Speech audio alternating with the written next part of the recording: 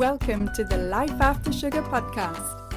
The podcast that's not just about sugar, but about your relationship with it, and also with food, and especially with yourself. So if you want to discover your life after sugar and hear inspiring stories from all kinds of people who also cut out sugar in their way, at their pace, for their own reasons, this is the podcast for you. Because when you take away the sugar, you can finally discover the real sweetness in your life.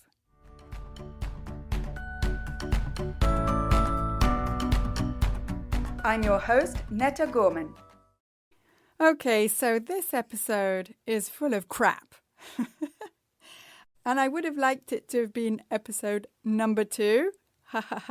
So I have to give it another number. But why is this episode full of crap? So I want to tell you a story.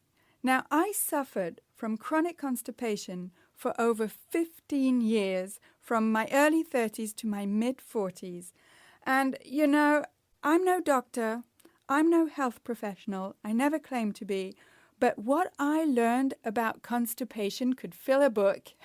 And if you do suffer from chronic constipation, you would probably have time to read that book while you're sitting on the toilet. But anyway, let's get to it. The official definition is if you're going to the bathroom less than 3 times a week for over a period of several months.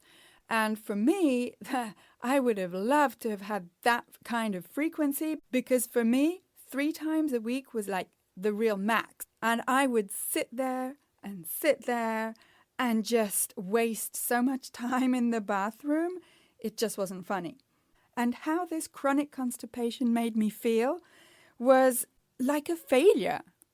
I couldn't even do the basic action of going to the bathroom, and physically it was painful. I had bloating, I had gas, I was just generally uncomfortable. It even gave me bad breath, and I didn't seem to have the classic reasons for constipation, like, for example, low thyroid hormone levels. I didn't have those. And even though I know that constipation affects up to 20% of the population, I'd done everything I could think of to get rid of this. I'd even been to hospital for x-rays, where they told me, literally, that I was full of crap. My gut was full. You could see it on the x-rays. I did what my doctor told me to do. I took laxatives that he prescribed, and they just gave me cramps and made me dependent on the closest bathroom. He told me to eat high-fiber foods, so I did. But the problem with that, I realized, was that these types of products were mostly processed fiber products, and they actually made my constipation worse. And I just felt like a failure. And it kept getting worse and worse all the way through my 30s, into my 40s. And I really tried to do everything that I was supposed to do. Go to the bathroom at the same time each day, respect or listen to my signals, the urges, except I wasn't getting any, relax. But I was still constipated on holiday and on weekends, so relaxing didn't seem to help. Drinking more fluids, that sometimes made a difference, but not automatically. And the main thing that I was told to do was to bulk up my diet with dietary fiber. So especially like wheat bran or that powder that you put in liquid or water or juice and drink. Well, that didn't help either. I didn't know what else to do. And in the end, what actually helped me the most was to ignore all of that advice. And I'm not telling you to do that. I'm just saying this is what helped me. What really worked for me was, first of all, to stop eating sugar, processed grains, flour, and all kinds of processed foods that contain them. That was the main thing that helped. And to stop eating those high-bran products. It wasn't high-bran food so much that I was eating, but high-bran products. And of course, those products also contain sugar. And that didn't help my situation at all. So in the end, it was actually less fiber that helped me, as well as one major thing, which is that I added probiotic foods and drinks to my diet. Not pills, not powders, not supplements, real live probiotic foods and drinks that I knew nothing about, but that I learned about and that I would like to teach you about, because those are what really got my digestion going again. Again, I'm not a health professional, I'm not a nutritionist, I'm not a doctor, I'm just a regular person. Well, I'm regular now. I used to be an irregular person. And what I can tell you that worked for me is to add these probiotic foods to my diet. So homemade yogurt, homemade kefir, homemade kombucha, homemade fermented veggies like sauerkraut and kimchi, not supplements, real probiotic foods. And I have to tell you also that one other thing that I suffered from that I would never have imagined even existed was low stomach acid. And the thing is that the symptoms of having low stomach acid are very similar to symptoms for people who need antacids. So, of course, my doctor kept giving me antacids, and that was making the situation worse. At no point, at any time when I consulted a doctor or a pharmacist or even a gastroenterologist who gave me a colonoscopy, at no point did any of them ask me, what are you eating? Are you eating sugar? Are you eating processed foods? Are you eating live probiotic foods? None of them. So I had to be my own researcher and I had to be my own advocate. And what I found was that adding just small amounts of different types of probiotic foods and drinks made all the difference.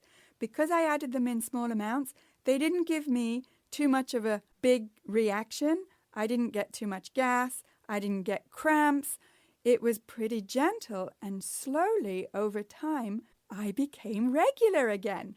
And I cannot underestimate the joy of going to the bathroom every day. At the beginning, every time I'd had a successful bathroom visit, I just felt like running out into the street and telling everybody, I just went to the bathroom. Not sure anyone would have been interested, but it was a life changer for me. So, bottom line, pardon the pun, bottom line is that more fibre may not actually be the answer for you. It certainly wasn't for me, and it actually made things worse for me. And also eating processed foods that contain sugar and refined grains causes dysbiosis, or an imbalance in gut health, which means that, for me at least, that totally took my digestion off the rails. And what got it back to normal is added those fermented foods and drinks. Again, not pills, not capsules, but real live probiotic bacteria, yogurt, milk kefir, kombucha, water kefir, and fermented vegetables like sauerkraut and kimchi are fermented foods that also contain live probiotic bacteria that helped my gut and helped my digestion get back to normal with no more meds. So I hope that this episode has helped clear the crap out of the way of some of our beliefs about what causes constipation, because even though insufficient fibre may be the reason why some people suffer from constipation, it definitely wasn't the case for me. We're all different. What works for me may not work for you, but I think it's important for us regular people to know that there's no one single solution for everybody, and that as consumers and as patients, we have to be our own advocates. We have to be informed about how our own body functions or dysfunctions, and then we have to do something about it. What can you do? Well, you can start by checking out my website, aftersugarclub.com. That's aftersugarclub.com. And surf around there and you'll find all kinds of free resources to help you start your life after sugar and become your own advocate for your own health, including downloading your free simple guide to help you start your life after sugar and get more energy, lose a few pounds, get better concentration, and improve your digestion. Promise, it's not full of crap. That's it for this week. Keep in touch and see you soon for another episode.